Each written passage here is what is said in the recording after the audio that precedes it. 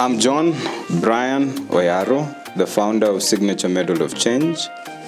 Our podcast aims at informing you about the journey of people who are doing something around people and conservation, from agriculture and other aspects that make the journey of the farmer easy. So, welcome, Josh. Thank you. This is our first podcast for Signature Medal of Change. And what I want to discover is, I want us to go through a bit of a journey in your startup and the business of farming. But more especially, I just want to know your perspective on certain issues, and specifically wise use and land use in planting beans, and also a few lessons from a project you informed me you did of planting mushrooms. So maybe you can begin by you introducing yourself, why you're doing what you're doing, and why you love doing what you're doing. Okay, I'm Otiende Joash, a farmer by profession. An agronomist by profession. And I deal with both livestock and crop production. Yes. Yeah. And an edible insect advocate. Why insect though? Why? Okay, it is now there is a competition between consumption of soya. Yes. Between animals and humans, soya and sunflower. Oh, okay. So there's a competition. Yeah. So I found it reliable for using animal protein. Yeah. BSFL protein on livestock feeds to subsidize the cost. Oh, okay. That's interesting. So, let's get right into what you're, I think, doing now, which I found interesting, was you're planting beans, but you're applying a concept called wise use. Yes. How is that working out? Okay. Under wise use, we have the land. Land and human factor. Yeah. So you see, this land, under land use, it is just an umbrella. And how are you using this land productively to sustain your farming, to sustain your life without depleting the environment? Yeah, and from my understanding too, the land you're using here would sort of be an example of how this wise use could apply in a bigger chunk of land. Yes. Yeah. Okay. First thing, you evaluate your weather patterns. Yes. Are they favorable for what you want to plant first? Yes. Are they the terrain of the land? Will it affect your production? Yeah. If it will affect, how will you manage the erosion? Okay. Okay. Yeah. The terrain. Yeah. How will you manage the erosion? Yeah. Yes. Yeah. So once you consider those, we have the crop land, the forest land, okay, the wetland, and mining and settlement. Okay. Mm-hmm. Okay. Initially, we had those projects like the Fanyaju in 90s to conserve soil. But were they valued? Yeah. What do you think? Were they valued? Were they valued by the indigenous farmers? Were they valued? I don't have an answer to that question. I think maybe you are the one who... Were they valued? No. Okay. The reason is this. Yes. Why do you think they were not valued? Okay, it was only on one economic zone. Yes. That let us conserve water and the soil. Yeah. But is it regenerative to what you're planting? Yeah. Because you will dig deep. You will carry unfertile soils to the fertile lands. You will be covering the fertile soils. So is it economical? It is not. The humus you have covered already. You have covered the humus when you are doing that. Yeah. So it means that now the microbial activities in the soil, they are minimal. Yeah. Yes. And is it expensive to venture into considering all that? Is it an expensive venture to get into, let's say, bean planting? It is not. It is not. What makes it cheap? Okay. Once you consider environmental conservation. Yes. Okay. Yeah. Because for now we have the glyphosates. You find that some farmers, they don't weed, and they want to use the weed control drugs. Okay. Yes. Now that one will depreciate the microorganisms. It will kill the active microorganisms in the soil. Yeah. Of which, when you consider that under wise use, it will be higher. Okay. Yeah, but from your own experience, I think for me that's actually the most important. When you're considering all these factors, how was your experience from the economic standpoint to just planting and getting the beans? Because when we walked around, you had already harvested. Okay. So how was the process like in terms of those factors you've mentioned? Okay, it is not that expensive. Yes. It is not expensive. Yeah. What do you think resulted in your production being good? The management, crop management. Okay. Okay, and timely cultivation. Yes. Yes. When you do timely, I will depend on natural environment, Yes. like the rains. Yeah. Okay. Yeah. And the duration of the beans, that it is just for them to mature 3 to 4 months. Yeah. You see, when you target short rains, Yes. it means that now these short rains, you will have a specific dates. You will have specific dates of your land preparation, Yes. specific dates of planting, then specific dates. What were your specific dates according to you? Did you come up with milestones to achieve? Okay, once I study the weather patterns. Okay. Okay, during the short rains, they begins around. But your production is not necessarily affected by these factors because you are somehow in full control of, I think, are you planting this inside or outside? Outside. Oh, okay, fine. Because outside, most farmers. All the production you've done is outside? Yeah. Okay. On beans, it's outside. Okay, fine. Okay? Yeah. But no, if I'm doing cucumbers Yes. and tomatoes, I'll do inside the greenhouse. Okay, in a controlled fine. environment. Okay, Yeah. Okay, so any challenges you faced during during this Pests. phase? Okay. And How did you handle it? Okay, you see, under pests, Yeah. I manage them organically. Yeah. By making biopesticides. Yes. Concoctions. Yeah. Like I'll use aloe vera, Omo. Which is the best according to you to be able to it is a mixture. ensure production is good? It's a mixture. Okay. Of biopesticides. Yes. Okay. Yes. Rabbit urine for white flies. Okay. And it's also nitrogenous. Yes. You see? Yes. I will have boosted my crops on nitrogen using rabbit urine. Yes. I will have increased microbial activity in the soil. When that urine touches the soil, it means the nitrogen content will be high. Yes. And also beans are nitrogen fixing. Yes. Into the soil. Yes. Yes. Okay. So I think what I found interesting before was that you planted mushrooms. Yes. And I thought that was the most interesting thing. So, and then you finally were able to inform me that that whole process is very different from any other production you have done. It's very so different. How was it like? Because I'm sure there's somebody who has an idea of a startup around mushrooms too. Okay, you see, mushrooms, they are interesting organics. Yes. Now, they yield from a bacteria. Yeah. First, and maybe before you even say that, what made you think of getting into mushrooms? Mushroom, because it's so unconventional. Also a protein, Yeah. It's also a protein. Yeah. We find that they have allergies with the proteins. Some humans. Yeah. So they are advised to take mushrooms. Yes. You see, the alternative of beans. Yes. As a protein, we have mushroom. Yeah. Isn't it? Yeah. Now, rich on amino acids. It means it is compatible with anyone consuming it, isn't it? Now, you see, mushrooms are also interesting. Yeah. Yeah. You can do it today. Yes. It does well. Tomorrow it fails completely. What makes it fail completely? Now, the culturing. The method of culturing the bacteria. Yeah. The sprouts.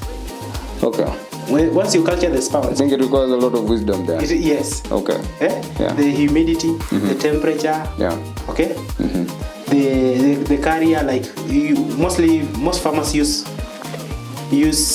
sorghum. Yes. Okay. Yeah. Is sorghum affected with the aflatoxins? You see, it is just the aflatoxins will affect the mushroom. Yes. You will consume the mushroom, yes. It will grow, but the aflatoxin. Yeah. You're consuming aflatoxin. Yeah. Of which it will tamper with your health. It will. Yeah. That's very true. Yeah. So once you observe these perspectives, from culturing. Yes. And now, the environmental conditions, the temperature in the room, where you grow your mushroom, temperatures, humidity, and light, and aeration also affects your production. That's because growing mushroom is very tedious. You have to boil. If you are using sawdust, you have to boil it. You have to boil the sawdust. Yeah, you have to disinfect the sawdust. Yeah. Okay. If you somebody would argue that you seem to have spent a lot for just the production itself than even okay. Now, if you are using soil, you have to heat that soil properly. Yeah. Okay. Yeah. You have to heat that soil to kill any microbial bacteria in the soil. Yeah. So if you were to look back, what would have made the entire process easier? Okay, the sterilization process. Okay. And the bacteria culturing process. Okay. Yeah. Oh, okay, fine. Because it takes time for the bacteria to colonize. Your substrate. Okay. It takes time. Yeah. Yes. Yeah, and then what I also thought was interesting is, especially with that aspect, is the issue of marketing and the economic aspect of just getting the mushroom to the market and selling it. How was that for you? Okay, I was selling locally. Yes. So you see, you first study your market. Yeah. I have, let's say, like 10 people who consumes this. Yeah. Isn't it? Yes. And relatively, how much will I sell 1 kilo of mushroom? Yeah. Okay. How much were you selling 1 kilo of mushroom? Okay, I was selling at 550 shillings.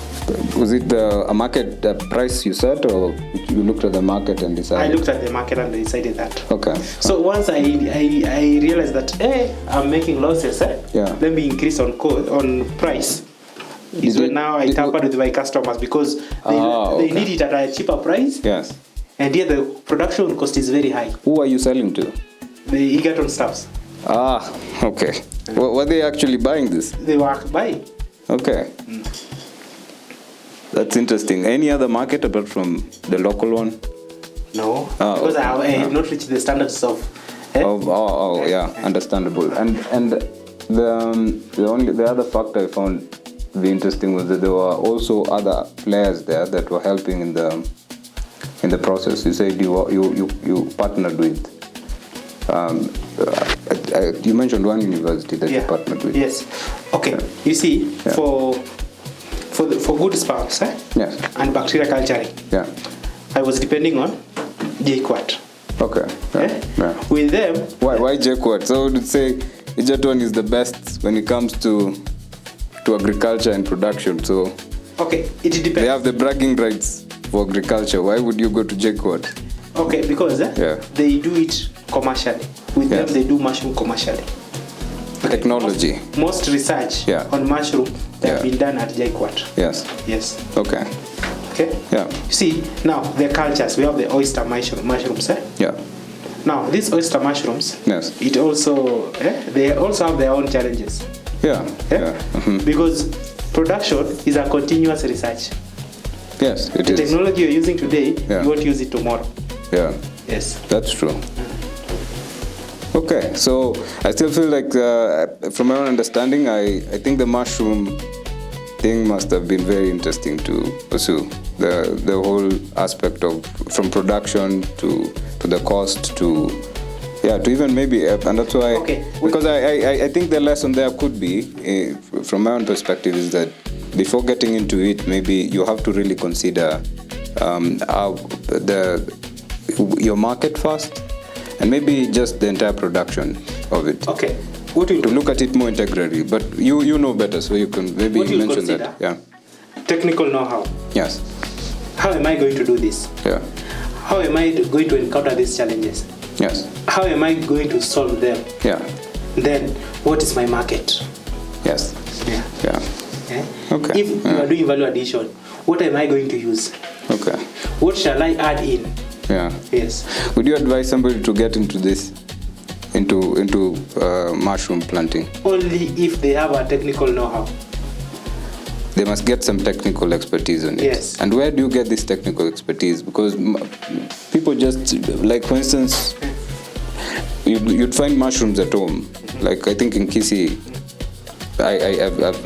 there's a lot of mushroom. You'd find it growing somewhere and just pick it and that's it. But that is seasonal. Yeah, I know it's seasonal. So with that information, how would you, how do you think you begin that whole process of thinking that through? Where do you get the expertise from as a farmer, not maybe as a person who... Okay, as a farmer, yeah, make visits to fellow farmers who are doing it. Yes. Okay? Yeah. You'll gain more. Yeah. But don't trust Google or AI. Or AI. Okay. Okay? It will give you conditions that you won't meet at your own farm level. Yeah. And it may not just work out as you expect it to work out. It will not. Okay. When you were doing what you were doing, where did you get your technical expertise? At JQuat. Ah, okay. Yeah. Fine. Yeah. Yeah, that's on point. Yeah. So, finally, when you look at your whole experience from bean planting to mushroom and all the just everything that you're doing, what's your biggest motivation? Why do you do this? Because somebody would ask you, you could have just decided to chill. No. Why did you decide to do all this? Okay, I'm one guy who explores new technologies on production. Yeah. Yes. I must try. What fascinates you the most when you're doing this? Passion. I just have passion. Yeah, but that passion has to be somehow defined. Why would?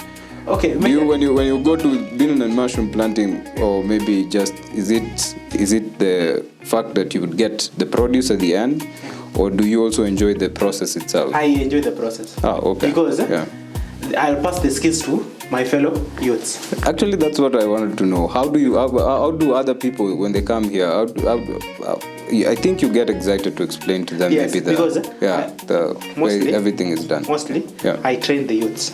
Okay. Because to solve the food security and food shortage, whom will you approach? Will you approach the old? I don't really think they take your advice seriously, maybe. The old will take seriously. But currently, youths are not engaged that much in agriculture.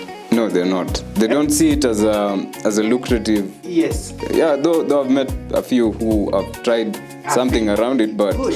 You have stated a few. Yeah. But the primary motivation is not there. Yes. You're right about that. So, and how does it work out when you advise young people? Do you think they take your advice positively? Okay. How exactly do they respond to it? Yeah. The like-minded people. Yeah. The youths. Yes. Because I will not go and source for them. No. They will come. Okay. Meaning when they come, they have an interest. Yeah. Of course. Okay? Yes. So once I get your interest, I know how I'll interact with you, on what I'll teach you, and on what advice I'll give you. Yes. Yeah. Okay, so finally, apart from everything you do you have any other interests? Apart from the serious business you do you have any other interests? That make you alive? You must have something else you do. I'm sure. I don't know. I'm just asking. Any other interests that make the serious business easier? Okay. One thing. It is advocacy. Okay. Yeah. I advocate for insect farming. Okay. Like the snail and the BSFL. Yes. The crickets. Yes. Because somehow they are becoming more valuable. Yes. In our ecosystems. Yes. Okay? Yeah. Once I talk of an ecosystem, I talk of soil management, water management, the seed rate and seed conservation, going to manage our forest. Once I come up with an wise use idea, I know once I conserve my moisture in the soil, I'll have conserved a tree. Okay. Yeah. Once I grow a tree, I'll have conserved an environment. Yes. Once I conserve my environment, I'll have a clean air. Yes. Isn't it? Yeah. I'll be eliminating greenhouse gases. Yes. Yeah. finally, this is the final question, because it's usually good to keep it short and simple. You are at Koilib. Yes. Koilib is a hub. Yeah. There's a lot of, you look around Koilib, and I think this is what is representative of Egerton, of Nakuru, is that there's a lot of nature. How's your experience here? Do you think that plays a part in making what you're doing easy?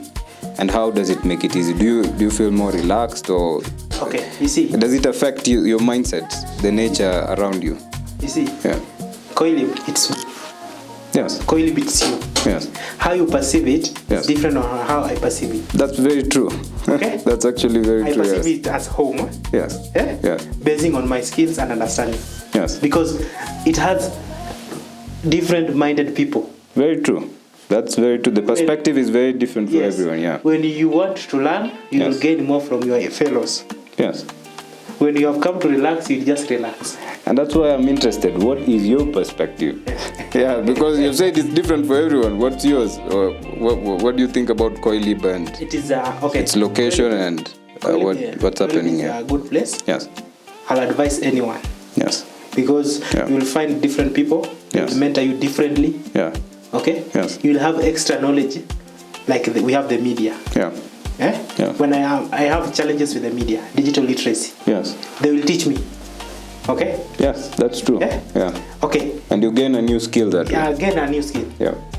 When I have a challenge, with the farming, I'll visit people there. Yes. We have people who have extra knowledge. Yes. Yeah. When I say extra knowledge, you know what I mean. Yeah, I know.